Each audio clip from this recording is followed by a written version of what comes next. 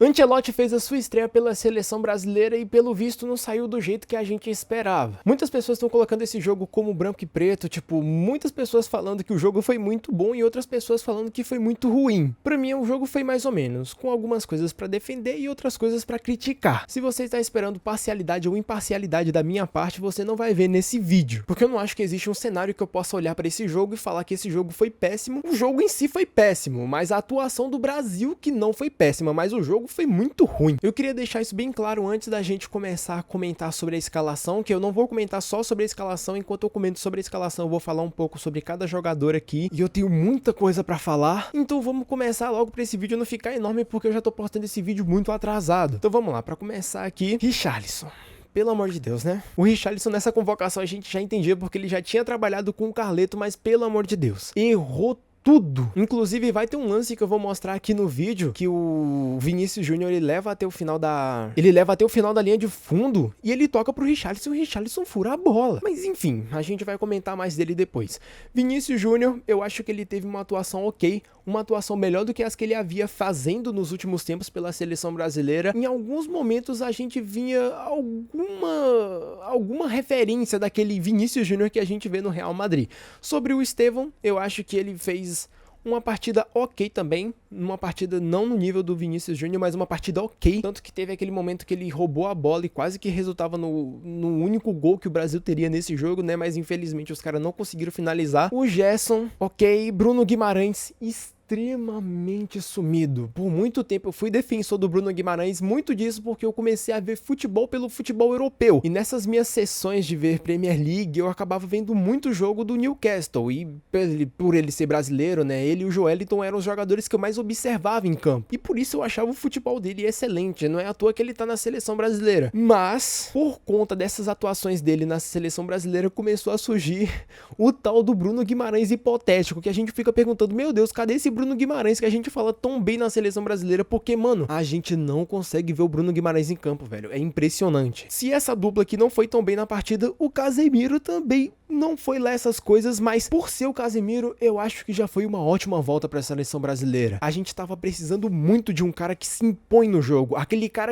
tipo de jogador que você sabe que ninguém vai tentar se impor pra cima do Casemiro, porque o Casemiro ele já tem muita história no futebol. Se não me engano, ele tem 5 Champions. Quem vai discutir com um cara desse? Agora que a gente já falou do meio pra frente, a gente vai falar do triunfo da partida do Brasil, que foi a parte defensiva. A gente vai começar aqui pelo esse lado, que é o lado do Alex Sandro, que fez uma partida muito boa, o Alex Sandro, e temos o destaque da partida, que eu acho que foi o melhor em campo, que foi o Alex. O Alex, que os caras reforçaram bastante na transmissão, que ele é um cara muito guerreiro. Inclusive, a gente tem 2 jogadores aqui na seleção que a gente pode levar mais pra esse lado, né, da compaixão, porque são jogadores muito guerreiros, mas diferente do Richarlison, o Alex realmente jogou muita bola. Inclusive, eu espero que o Alex tenha muito mais oportunidade na seleção brasileira, porque, meu Deus do céu, o Alex mandou muito bem. Fazendo dupla com ele aqui o Marquinhos, né, que o Marquinhos a gente não precisa falar nada, acabou de ganhar uma Champions, a gente vai falar o que desse cara? E temos o Wanderson, que, pelo amor de Deus, se nas últimas convocações a gente tinha o Arana pra zoar, dessa vez aqui o humilhado foi o próprio coitado do Wanderson. Porque se você for ver naqueles aplicativos que dão nota pros jogadores, né, que se vocês me patrocinarem eu falo o nome de vocês, o Wanderson, ele não teve uma nota tão ruim,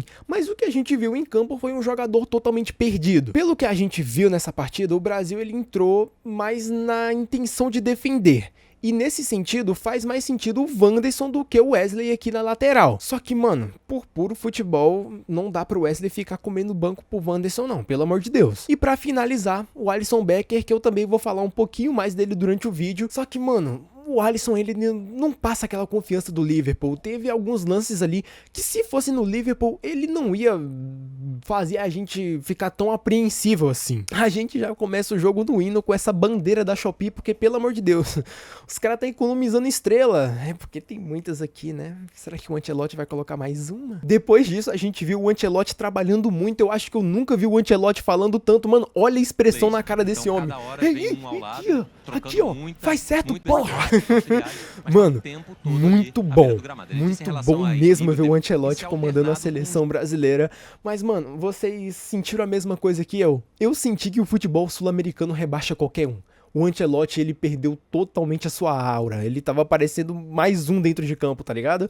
Eu gosto muito de zoar esse negócio de aura porque é bagulho de TikTok, é bagulho besta, mas, mano, dessa vez, real mesmo, faltou aura nele. Mas isso aí é só brincadeira mesmo. Isso aí não influencia em nada no futebol em si. Seguindo o jogo, nós tivemos esse lance aqui do Alisson, que é um dos lances que eu queria comentar com vocês. Que, mano, o Alisson sai e ele erra o tempo da bola. Se esse cara tivesse melhor posicionado ou se essa bola tivesse ido um pouquinho mais baixo, aqui já teria saído um gol, tá ligado? O jogo teria acabado 1 a 0 para a seleção do Equador. Teve um outro lance que eu não salvei para colocar aqui, mas, né, enfim, o Alisson, ele vai pegar a bola, ele tem que pegar em 2 tempos. Mano, isso não existe. Isso não existe. Isso existe, né? Mas no Liverpool ele faria isso jamais. O jogo continuou muito parado, inclusive para fazer esse vídeo aqui, todo mundo que comentou sobre esse jogo teve que tirar leite de pedra para conseguir fazer um vídeo, tanto que foi aos 30 minutos do primeiro tempo que a gente teve um lancezinho legal aqui com o Wanderson que a gente criticou bastante. Ele domina a bola,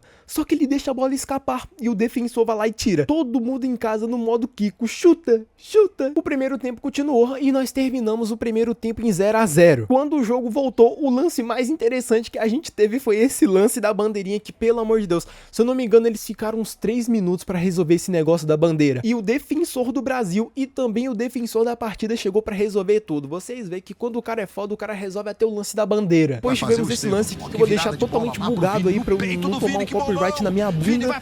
Mas, mano, olha isso aqui. O Vinícius leva pra linha de fundo e toca pro Richarlison e o Richarlison fura. A gente entende, o Richarlison está na seleção brasileira agora. Mas, mano, daqui pra frente não existe mais o Richarlison na seleção brasileira. Tanto que, se eu não me engano, o Richarlison tem 4 ou 5 gols na temporada, gente. Pelo amor de Deus, um cara desse não pode ir pra seleção brasileira mais, não. Então a gente espera que pelo menos... Então a gente espera que daqui pra frente o Ancelotti comece a monitorar melhor os jogadores brasileiros. E até o Igor Jesus, que vinha aparecendo, ele merece ir mais pra seleção brasileira do que o Richarlison. Olha isso, velho. Pelo amor de Deus.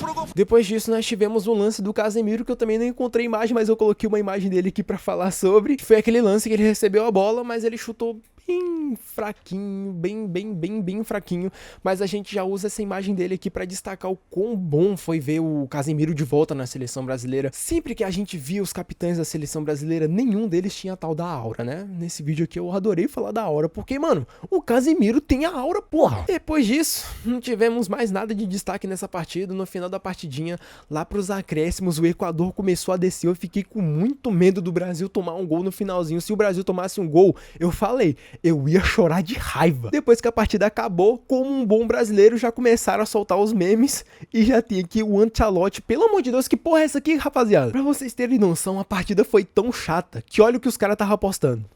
9 chicletes. Esses foram os números do Brasil na partida. 9 chicletes na boca do Ancelotti. Acabou a partida. Eu não sei vocês, mas eu já estava esperando uma partida difícil, mas um 0 a 0 jamais. Tanto que eu botei 1 a 0 pro Brasil ou 2 a 1 pro Brasil no máximo. Só que a gente foi totalmente surpreendido por um 0 a 0 e eu acho que isso reflete muito a intenção do Carlo Ancelotti para esse jogo. O bom de lançar esse vídeo atrasado é que eu consegui ver bastante material. E um desses materiais foram as entrevistas que os jogadores deram. E nessas entrevistas, eles utilizaram muito o setor defensivo como meio que um escudo pra eles, sabe? Tipo, olha, a seleção brasileira foi bem defensivamente, então o jogo foi bom. A partida da seleção foi boa? Na medida do possível, sim. Pra uma equipe que foi construída em 3 dias, eu acho que foi uma partida muito boa. E eu vi que o principal foco do Ancelotti pra essa primeira partida era o setor defensivo, porque até então a defesa da seleção brasileira tava igual a do Corinthians, era uma peneira. E o Ancelotti, vendo isso, que também é uma característica de treinadores italianos, primeiramente ele usou o tempo que ele tinha para resolver o setor defensivo para depois mexer no meio do campo para frente. Se isso foi uma decisão boa, na minha opinião eu achei uma decisão boa. A sensação que fica para mim é que se o Ancelotti não tivesse dado esse trabalho dobrado para a defesa, mano, a gente teria tomado uma peia pro Equador. Então, para uma primeira partida, o Ancelotti dar essa atenção maior pro setor defensivo, eu achei uma escolha boa. Agora que a gente viu que o setor defensivo já tá bem encaixado,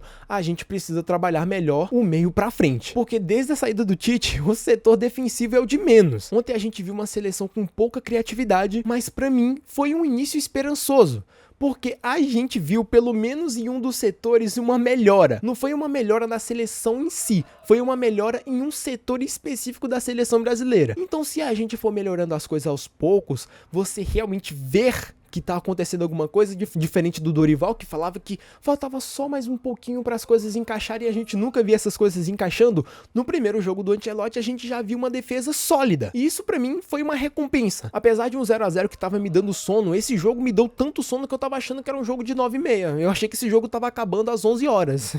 Eu nunca tinha sentido sono às 10 horas da minha vida, ontem eu senti. Se fosse pra dar uma nota, eu daria uma nota 6, porque o Brasil em si não jogou bem, mas um setor dele jogou bem e era o setor que mais estava precisando de uma reformulação. Agora que o Brasil já acertou o setor defensivo, a gente precisa focar nos outros setores também, porque tá muito fraco, principalmente o meio-campo, porque é no meio-campo que começa o jogo, não é não, rapaziada? Terça-feira eu vou estar novamente aqui com vocês para comentar sobre a próxima partida contra o Paraguai. Eu espero que seja uma partida boa. Espero que vocês tenham gostado do meu vídeo. Essa é a minha primeira vez que eu faço uma cobertura de uma partida e eu acho que eu não me saí muito bem, mas eu espero que vocês tenham gostado ainda assim. Enfim, no mais, é o de sempre. Tchau!